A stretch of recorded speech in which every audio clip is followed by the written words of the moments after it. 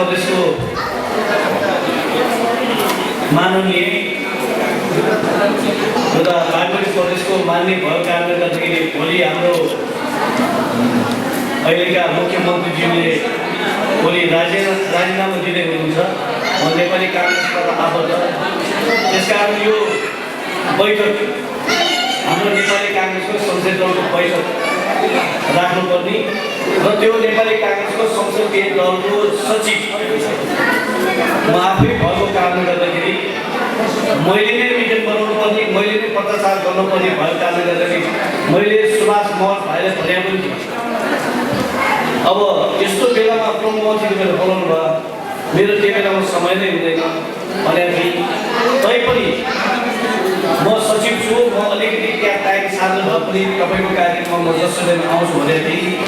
आज खेला पनि भइसक्यो, मैले अब 2 गते सारी म 3 बजे त्यहाँ पुग्नु पनि यहाँ 3 लागिसक्यो।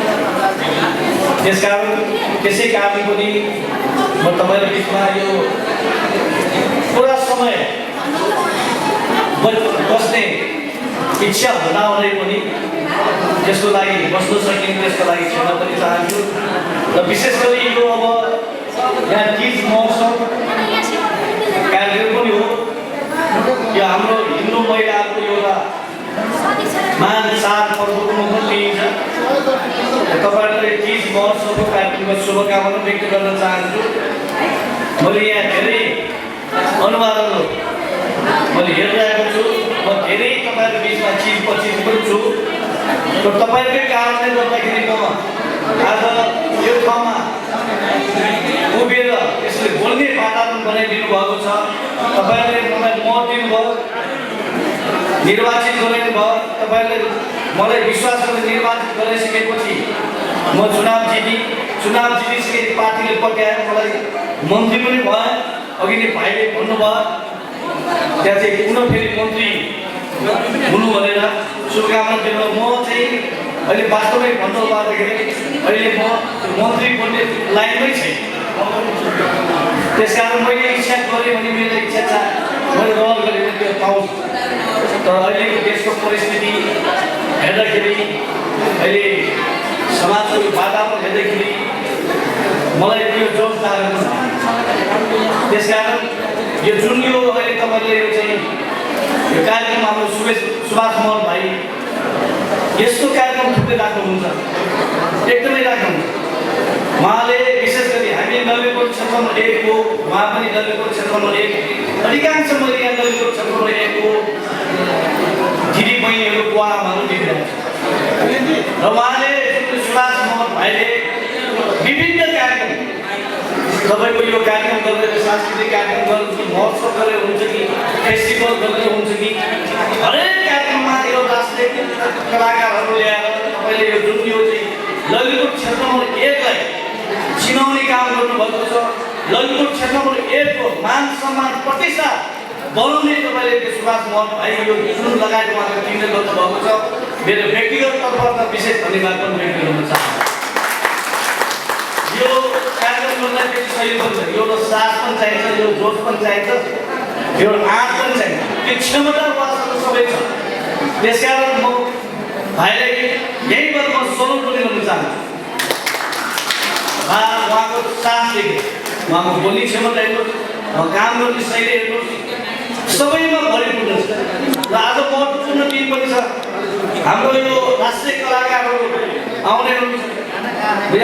प्रतिमा अर्याजी पनि मैले देखेको छु। म त उहाँको कार्यक्रममा धेरै कार्यक्रममा सहभागी गर्छु, फोटो लगाउँछु, धेरै ठाउँमा म नाचेको छु। हेर्नुहोस् उहाँको कार्यक्रममा उहाँको त्यो गीतमा धेरै ठाउँमा नाचेको छु। उहाँलाई पनि विशेष धन्यवाद व्यक्त गर्नु। विशेष गरी आज यो जुन यो आज सम्मान कार्यक्रम छ, यो रोजी श्रेष्ठजी उहाँले म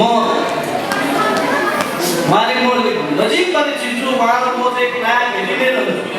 हामी त फेरि खेलकुद कार्यक्रम गर्नुपर्ने, महिनी पछि खेलकुद कार्यक्रम गर्नुपर्ने, हाम्रो ब्याकग्राउन्ड नै खेलकुद नै हो। म यो खेलकुद कार्यक्रम गर्दाखेरि उहाँको रोजी आज ठुलो उहाँको ऊ छ प्रेस, त्यो प्रेसमा जाँदाखेरि सधैँ भेट हुन्छ। ओ उहाँलाई जिस्काउँछु, ओ महारानी भनेर जिस्काउँछु। आज साँच्चै महारानी हुनुभयो। हेर्नुहोस् महारानी चाहिँ साँच्चै महारानी हो। मैले चाहिँ सोचेको पनि थिएन। अब नक्कली महारानी हुनेतिर आज सक्कली नै महारानी हुनुभयो। अब यो ठुलो कुरा हो। यो पनि एउटा ललितपुरको सान हो। उहाँ ललितपुर महानगरपालिका वडा नम्बर 23 धाफेलमा बस्नुहुन्छ। यो हाम्रो लागि यो गौरवको कुरा हो। यो तपाईँको एउटा हाम्रो ललितपुरको सान पनि हो। यसकारण म यहाँ उपस्थित भएका सम्पूर्ण आज विशेष गरी महिला दिदीबहिनीहरू तपाईँहरूको यो उत्सव पनि हो। माघ चाडपर्व पनि एकचोटि उहाँको निम्ति ताली बजाइदिनु विशेष अनुरोध पनि गर्न चाहन्छु। त्यति मात्र होइन, अब उहाँ विशेष नेपाल त बन्नुभयो, उहाँको क्याप्सिनो बन्नुभयो। यहाँ देशभरि उहाँ जस्तो महारानी धेरै थिए। त्यो महारानी देशभरिको महारानीको बिचमा पनि छानेर उत्कृष्ट महारानी भएर उहाँ आज विशेष नेपाल हुनुभयो। र आज पछि उहाँ अब केही दिनमा फेरि यो विशेष गोलको लागि विश्व सुन्दरिताको लागि उहाँ कोरिया जाँदै हुनुहुन्छ। यसको लागि पनि उहाँलाई प्रथम भएर आउनुको लागि मिलेर तपाईँ हामी सबै मिलेर उहाँलाई अग्रिम शुभकामना दिनुपर्छ। अग्रिम शुभकामना दिनुपर्छ। मैले धेरै समय पनि लिइनँ। म अब त्यहाँ पनि भेट्नु पर्ने। अब यहाँ फोन आएको छ, मुख्यमन्त्री सचिवालयबाट फोन आएको छ, गाली भनिएको रहेछ। बस्नु त मलाई तपाईँ दिनभरि बसेर तपाईँसँग हाल मात्र नाच्ने गरेर फेरि म नाच्न एकदम सोचिन खुट्टाले साथ मैले पनि अब प्रतिमा चाहिँ साथी हुनुहुन्छ। उहाँको हरेक कार्यक्रममा म नाचेको छु। यहाँ पनि मलाई नाचेर गर्थ्यो।